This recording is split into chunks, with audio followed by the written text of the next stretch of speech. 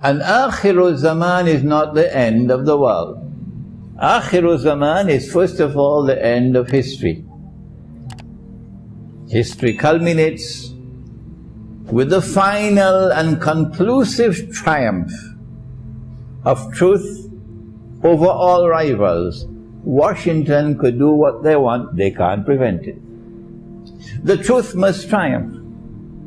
And that triumph of truth over all rivals, of justice over monstrous lies and oppression, that triumph will come, Islam says, when the son of Mary, Nabi Isa alayhi salam, returns.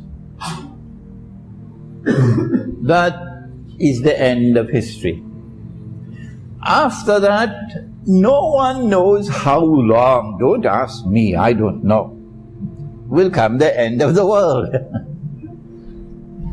And when the end of the world comes, then the mountains would be like pieces of cotton wool, and on that day the earth is going to speak, and all the secrets will be revealed. And on that day this material reality will be transformed into something new, something different. A new world will come, and we will emerge in a new form. Innakum lafi khalqin jadid, says Allah. That is the end of the world. Qiyamah. And then the resurrection. And then judgment. But this is not taught in universities now anymore. I don't know why. It's not taught in universities anymore. But we are concerned with the end of history. And we say from our perspective, our eschatology, that history is going to end with the whole world coming under the rule of one rule. How did we know that? Where did we get that knowledge? That all of mankind have to be brought together as one society, one world. That's what Islam says, not the Washington Post, Islam. And all of mankind will come under the rule of one rule. One people will rule the world at the end of history. And that one people will rule the world so that one man will emerge. And Nabi Muhammad alayhi salatu wasalam described him to us. And you know it. 1400 years ago, but we were too busy eating roti canai. He described to us that man who at the end of history will rule the world, or rather would attempt to rule the world. He said he would be a Jew. Does that make him an anti-Semitic? Is this anti-Semitism? No. Nabi Muhammad spoke. He said he would be a Jew. He would be a young man. He would be powerfully built. And he would have curls, and I always thought it meant curly hair. Until an Egyptian came to me and said, no, Sheikh.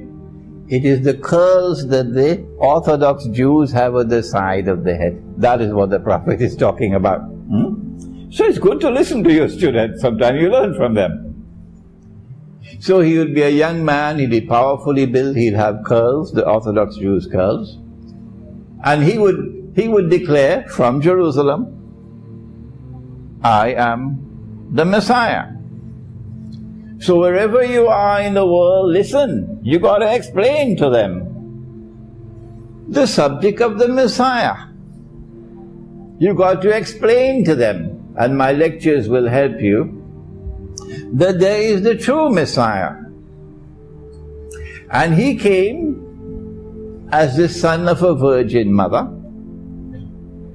and he declared that he was the Messiah, but they said, no, you're not the Messiah. وَنَعُوذُ بِاللَّهِ مِنْ هَذَا, you're a bastard.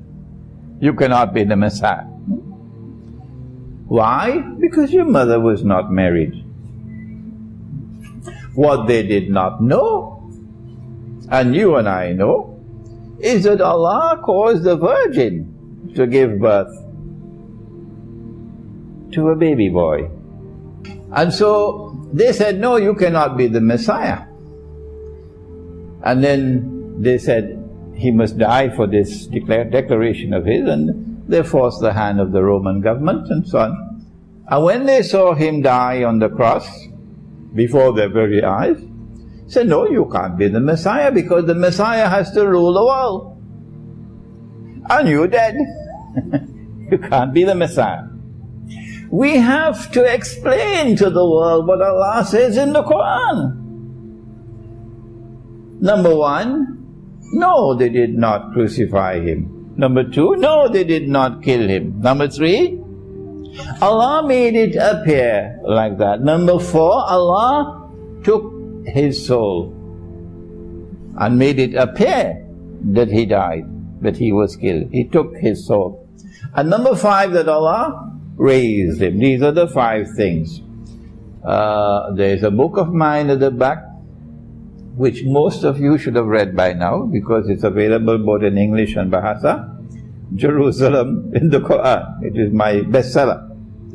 And in that book there's a chapter on this subject. So he did not die. But Allah says, بَعْدَ أَعُوذُ بِاللَّهِ مِنَ الشَّيْطَانِ الرَّجِيمِ كُلُّ نَفْسٍ ذَائِقَةُ الْمَوْتِ. Every soul must taste death. So he has to come back. One day he's coming back. But Nabi Muhammad ﷺ explained that before he comes back, they are waiting for the Messiah because they rejected him. We are waiting for the Messiah to come back. The Christians are waiting for the Son of Mary to come back. They don't call him Messiah anymore. He's God. But the Jews say he was not the Messiah. And the Jews say, since Allah made a promise to send the Messiah, that promise must be kept. So they're waiting for the Messiah to come. And Islamic eschatology, more than any other eschatology in the world, explains that Allah is going to send a false Messiah. And that false Messiah is going to make all efforts to impersonate the true Messiah and to eventually rule the world from Jerusalem, ruling over all of mankind. That, unfortunately, also includes Russia. So you understand where we're heading now? That also includes Russia, if you have to rule the whole world. And that also includes China. That's bad news for them. And when he rules the world from Jerusalem, I don't think there'll be many people still alive by that time. In order to get there, he would have caused the destruction of 90% of mankind to reach there. But he has a PhD in deception. And he's known as Dajjal, the false Messiah. Islamic eschatology tells us a lot about Dajjal. But most of it could not be understood, could not be interpreted until events had unfolded in the world. And it is because those events have now unfolded and are still unfolding, that the scholar who devotes attention to the subject, you have to study politics, you have to study economics, you got to master monetary economics, you got to study banking if you want to penetrate this subject, young man. You got to study history and the philosophy of history. You've got to study comparative religion. The Torah must be studied.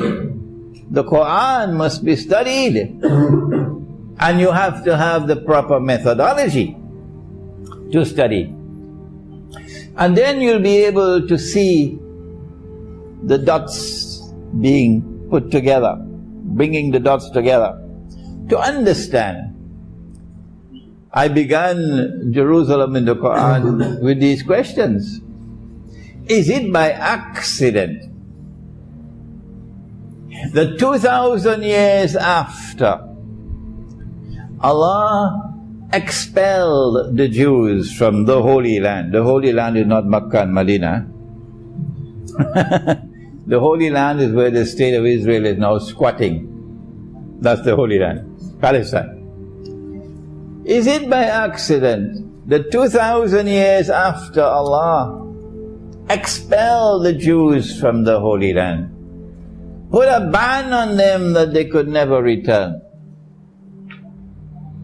until Gog and Magog are released and they spread out in all directions, that today, after 2,000 years, the Jews are back in the Holy Land and they have reclaimed it as their own? Is this by accident? If this is not by accident, then tell me what it is that explains it. We have our explanation. What is yours? Our explanation is that Dajjal is on his way to eventually arriving at the culmination of his mission of ruling the world from Jerusalem. 2,000 years after Allah destroyed the holy state of Israel, He sent a Babylonian army to destroy it.